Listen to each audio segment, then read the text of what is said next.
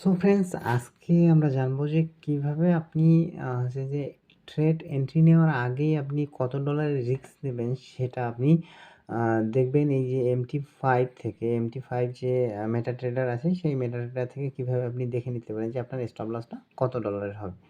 তো stop loss আমি suppose ধরেন যে আমি যদি এই জায়গায় এন্ট্রি নেই, আমি এই যে এইখানে উপরের দিকে M1 আমার 1 মিনিটের চ্যাটে আছে এবং এইখানে একটা লোগোর মতো দেখাচ্ছে। এই লোগোটাতে যদি আমি ক্লিক করি, নিচের দিকে আপনারা দেখতে পাবেন সেল লিমিট। তো এই যে আমার সেল লিমিট বসাই দিব আমি, যে জায়গায় আমি এন্ট্রি নিব। অর্থাৎ আমি এই জায়গায় থেকে যদি আমি এন্ট্রি নেই, দেন আমার এসএলটা আমার যেখানে থাকবে, এসএলটা আমার এই যে এইখানে থাকবে। তো এইখান থেকে আমার এসএলটা এখানে থাকবে। আমি 0.10 যদি ট্রেড নিই, তাহলে আপনারা দেখতে পাচ্ছেন যে আমার স্টপ লস যাবে কিন্তু $2.91। একটু দেখা যাচ্ছে কম, আমি একটু ছোট করে নিলাম, হ্যাঁ বড় করে নিলাম।